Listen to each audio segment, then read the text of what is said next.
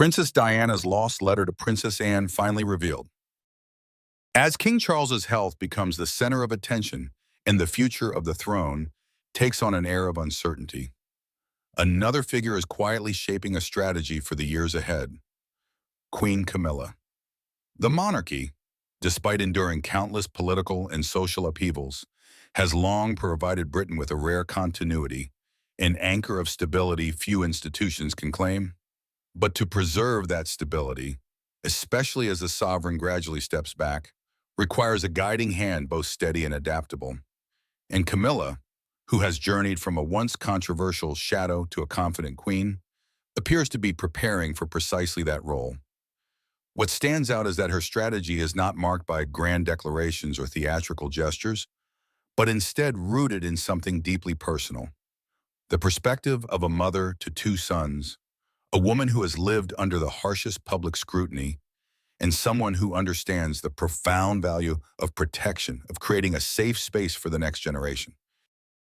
In the royal world, where every step is watched, dissected, and judged by both public and press, Camilla knows that true strategy lies not in controlling the gaze, but in ensuring the people believe the crown remains strong enough to guide the nation through uncertainty. The recent resurfacing of Princess Diana in the headlines, through a long-lost letter to Princess Anne, only adds another layer of complexity. Diana, the eternal people's princess, still shapes how the public perceives the monarchy today. And while speculation swirls, was the letter a cry for help about her marriage, or a secret entrusted only to Anne? Camilla faces her own test: how to avoid being eclipsed by the immense shadow of her predecessor, while still carving out a role that is distinct, resilient, and lasting. Princess Diana, the beloved princess who died in a tragic car accident in 1997, was known for her grace, beauty, and compassion. However, she was also a woman who faced countless challenges within the royal palace. While she presented a perfect princess image to the public, only a few knew about her troubles. Among them reportedly Princess Anne.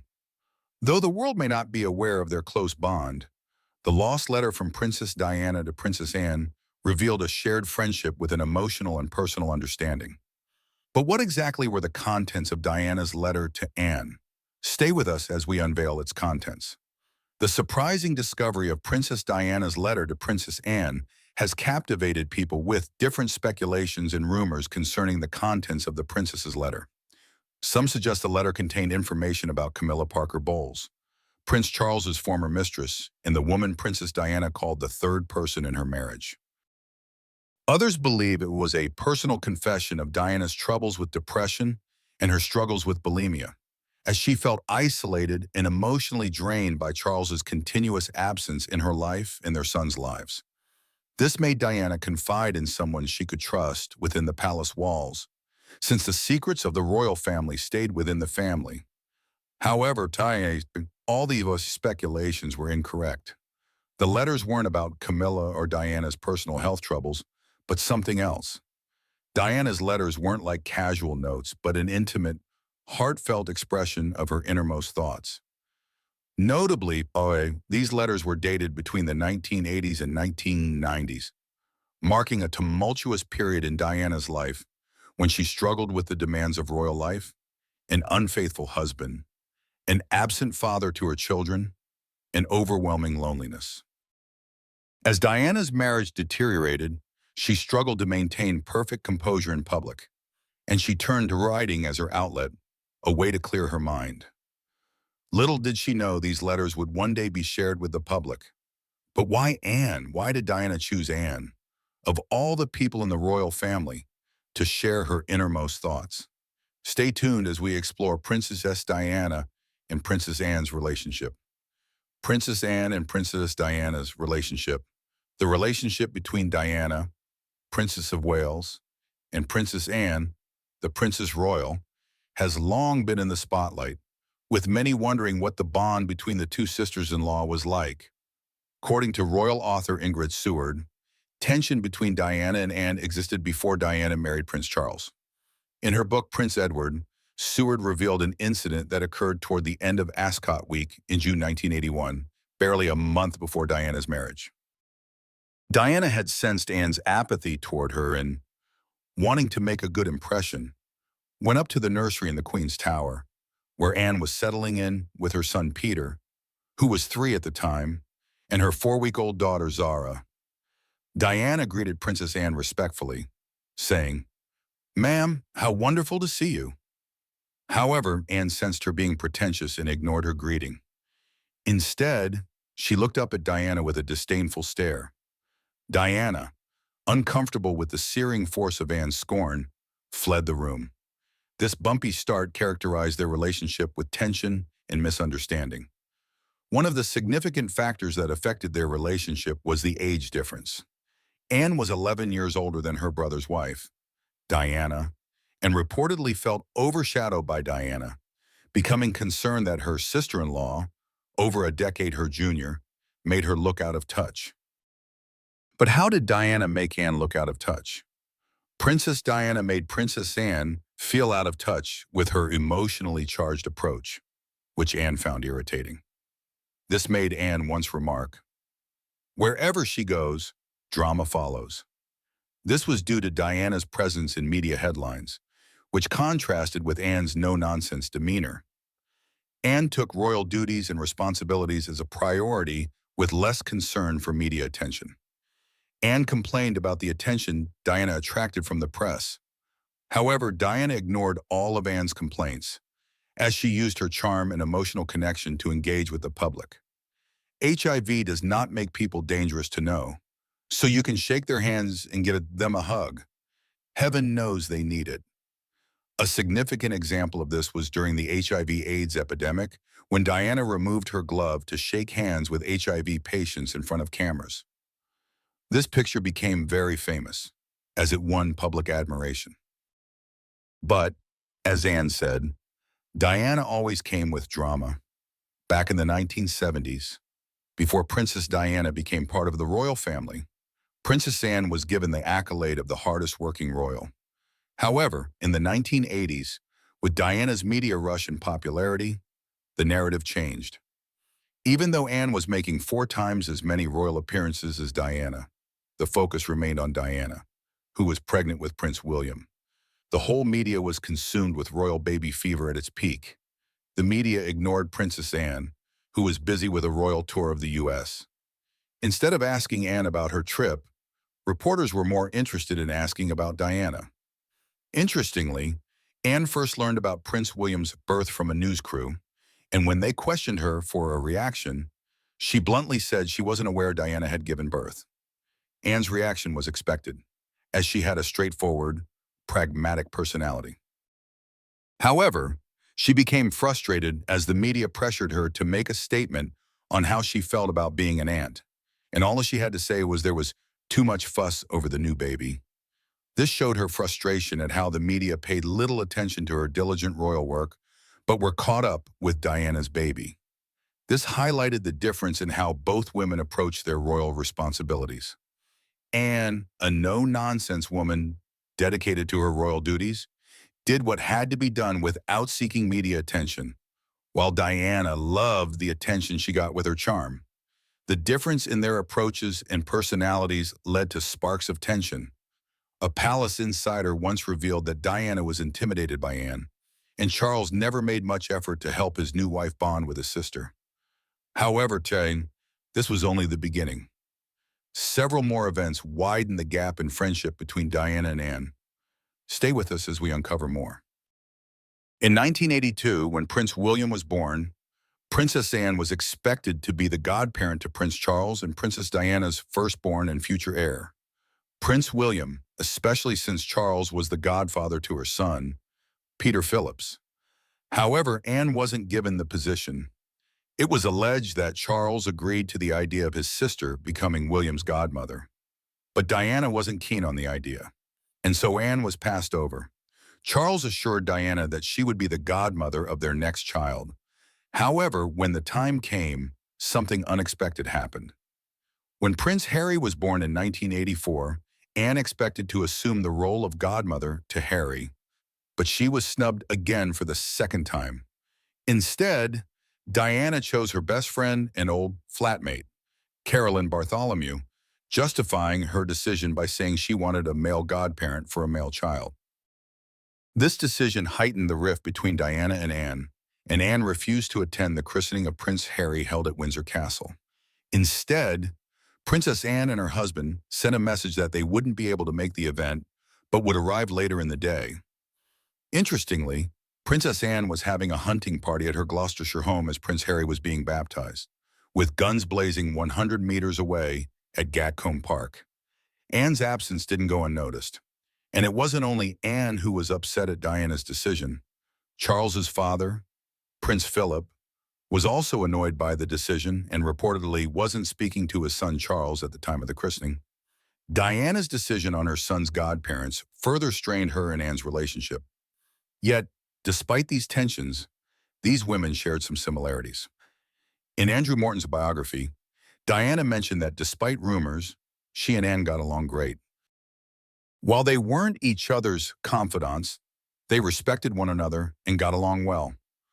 Unlike what the tabloids often presented, let's take a look at the similarities between both women. Diana and Anne both shared a strong commitment to charity and public service. Diana focused on causes like AIDS awareness, campaigns against landmines, and regular visits to orphanages and hospitals. Similarly, Princess Anne championed numerous charitable commitments behind the scenes, like being an advocate for health issues, children's welfare, and equestrian sport. They also shared strong, independent personalities. Diana was an outspoken woman who loved her independence and broke royal tradition by wearing more casual outfits and engaging with the public in a hands-on approach, an approach royals hardly followed in the 1980s and 1990s. Princess Diana redefined what it meant to be royal with her approach to royalty. Likewise, Anne is known for her strong will and no-nonsense attitude, focusing on her royal duties and presenting herself as an independent, focused woman. Another striking similarity was their experience with marital struggles. Diana's perfect marriage picture with Prince Charles ended in divorce. Well, there were 3 of us in this marriage, so it was a bit crowded. Anne's marriage to Captain Mark Phillips also ended in divorce. Both women faced challenges in their marriages and intense scrutiny thanks to the media. Though Princess Diana's story was in the spotlight as she was seen as a global icon by many, despite their marital challenges, both women didn't let the situation get the best of them, as they remained dedicated to their roles and responsibilities. In the end, despite their differences and tense moments, Diana and Anne shared certain qualities that showed their unique connection. But what could have possibly been contained in the mysterious letter? Stay tuned as we delve deeper into Diana's struggles in the royal family to understand this. Diana's struggles within the royal family began shortly after her marriage to Prince Charles, though there were early signs of the struggles she would face in the marriage. What were these early signs? Keep watching to find out. 2 weeks before Diana and Charles's wedding, Diana stumbled upon a bracelet in Charles's study, inscribed with the letters GF, believed to stand for Gladys and Fred, Charles and Camilla's nicknames for each other. When Charles's right-hand man, Michael Colborne, arrived at the office, he found that Diana had opened the box, discovered the bracelet, and become jealous.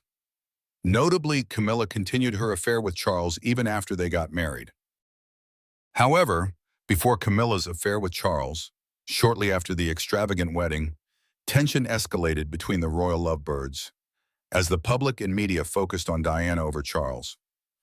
During their first royal tour after their honeymoon, Charles felt overshadowed by Diana, with thousands of people lined up on both sides of the streets to catch a glimpse of the couple. Diana would greet one side while Charles attended to the other. However, on Charles's side, there were audible sighs and groans from people as they wanted to see Diana instead. They gave Charles bouquets, asking him to pass them to his wife. These created feelings of jealousy within Charles. The media's obsession with Diana further fueled Charles's resentment. When Charles gave speeches about an issue dear to him, such as the environment or a charitable cause, To his dismay, the newspaper reports the next day would be dominated by photos of Diana with commentary on her hairstyle, her weight, and her clothes, and often speculation as to whether she was pregnant, with no mention of his speech. Charles, who was once in the spotlight, was now being treated as secondary. Charles didn't take this lightly, as he was frustrated by the media's attention on Diana. But it doesn't end there. In addition to the public and media attention, Diana struggled with her marriage. As Charles was barely at home, he was occupied with his royal duties and spending time with Camilla, as they had renewed their affair, and Diana was aware. The knowledge of Charles's relationship with Camilla worsened Diana's emotional health. She felt heartbroken, and the situation seemed to worsen as she dealt with postnatal depression following the birth of Prince Harry. However, no one in the royal family supported her, as they saw her as an attention-seeking person. This made Diana distant and isolated from everyone else, and she had to deal with her struggles alone. However, Diana's isolation led to something else: bulimia, an eating disorder marked by excessive eating followed by vomiting. The royal family saw this as further evidence of Diana's desire for attention, failing to understand that she developed bulimia because of her husband's affair with Camilla. Despite Diana's marital struggles, she maintained a public image of the perfect marriage, attending public events with Charles and performing her royal duties. However, when they traveled abroad, they maintained separate lives, staying in different rooms on the same floor. Diana tried to make her marriage work, as she feared what would happen to her sons if she filed for divorce. Yet, Charles's attention was focused on Camilla, which eventually led to the breakdown of their marriage. Diana's dance teacher, Anne Allen, recalled moments when Diana broke down in tears during lessons, revealing her desperation to make Charles happy and her frustration over his infidelity. To deal with these struggles, Diana sometimes turned to writing, pouring out her heartfelt thoughts and emotions into her handwritten letters. Stay tuned as we uncover the contents of Diana's letters. Diana's other letters. In 1984, just 10 days after Prince Harry's birth, Princess Diana wrote an intimate letter to her parents' housekeeper, Violet Collison.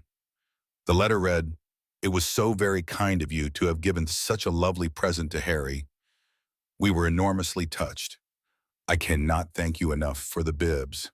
Diana also added, "William adores his little brother and spends the entire time pouring an endless supply of hugs and kisses over Harry." However, today, William and Harry's relationship is far from warm hugs and kisses and rather frosty. Another handwritten letter, dated October 21st, 1981, was written in blue ink on stationery bearing a stamped royal crest. It reads in part, "Dr. Mr. and Mrs. Pendry, enclosed is a small memento of our wedding day, which I hope you'll like. Signed, Diana." On the verso, another letter was written to Collison. It was a double-sided letter written on Buckingham Palace notepaper to thank Collison for a birthday present, dated July 8, 1981, 3 weeks before the royal wedding. The then Lady Diana Spencer also noted that everyone is frantically busy here doing last-minute decorations. The bride-to-be has remained quite calm. Interestingly, in another letter, Diana wrote regarding her divorce from King Charles, confiding in Collison, "If I'd known a year ago what I'd experienced going through this divorce, I never would have consented. It's desperate and ugly." In another, she wrote, "It's too difficult sometimes to keep one's head up. And today, I am on my knees and just longing for this divorce to go through, as the possible cost is tremendous." Diana's letters were heartfelt and filled with raw emotions, providing a glimpse into her struggles. These letters also revealed Diana's appreciation for the small gifts and acts of kindness she received from those in her life. Miss Collison, on the other hand, valued her relationship with Diana, as she kept many of Diana's letters, as they maintained correspondence. On July 30th, 2024, several of Diana's letters to Miss Collison were auctioned at Sorters Auctioneers in Essex. The auction items were a confidential collection of 32 highly personal letters and cards written by the Princess of Wales. Among them were signed family Christmas cards and memorabilia from key events relating to Diana's life, such as a personal invitation to the royal wedding, a ticket for Diana's funeral, and correspondence for her memorial service. One notable item was a 1981 signed holiday card with the wedding photo of Prince Charles and Diana, sold for $3,900. At the end of the auction, more than a dozen letters and cards from Diana to her family's former housekeeper sold for a total of $51,850. So, even in death, Princess Diana's memory remained cherished by millions of people around the world. The auction of Diana's notes and letters showed her enduring influence and how she had resonated deeply with people. Princess Diana's legacy was more than just her role as a royal, as it encompassed the kind of woman she was during her lifetime. Let's take a look at what makes Princess Diana the beloved princess she remains to this day. Princess Diana's legacy. What was your instant impression of her? Well, I remember thinking what a very jolly and amusing and attractive 16-year-old she was. Princess Diana's legacy lives on to this very day, as her compassion and advocacy for the vulnerable made her the beloved people's princess. Some of her most notable works include her groundbreaking efforts in AIDS awareness, and Diana challenged the way people viewed HIV/AIDS patients by debunking the myth that it could be transmitted by physical contact, as she did something no royal would do. Princess Diana famously took off her gloves and shook the hands of an AIDS patient. This simple yet powerful act helped improve the image of the AIDS patients in the 1980s. The broader ward of the Middlesex Hospital is the only specially designed AIDS ward in Britain. The hospital reckoned that the princess's visit was worth all the government propaganda put together. Diana went on to open the UK's first purpose-built AIDS unit at London's Middlesex Hospital, focused exclusively on caring for those with the virus. Just like the AIDS Awareness Project, Princess Diana also brought global attention to leprosy. Certainly, in the respect that the lead-up to Princess Diana coming was, will she or won't she wear gloves? And she didn't. I believe she wouldn't. And she's lived up to what I believe she knew the facts. She visited leprosy patients and made physical contact with those affected by the disease to dispel the myth that leprosy could be contracted by touch. In 1990, before a visit to Indonesia, Diana became a patron of the Leprosy Mission, an organization providing medicine, treatment, and support to individuals and their families affected by the disease. Diana remained an active member of the organization during her lifetime. Aside from health causes, Princess Diana was deeply concerned with societal causes, particularly the poor and homeless masses in society, and so she looked for a way to help them. In 1992, she became a patron of Centrepoint, a charity aimed at helping homeless young people and seeking to end youth homelessness in the UK. Diana often took her sons with her to these visits, recognizing how important it was for the princes to develop a sense of the hardships and injustices faced by so many members of society. Diana was also a passionate advocate against the use of landmines, which left devastating consequences for those affected.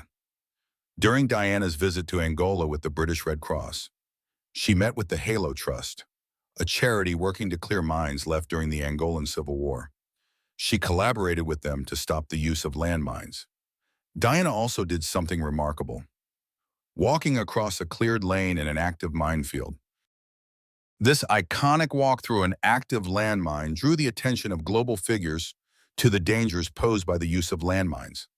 Diana's efforts further helped the campaign for an international ban on landmines. A global landmine treaty, the Ottawa Treaty, was signed later that year, just months after Diana's tragic death in August 1997. The shocking allegations about Princess Diana's death.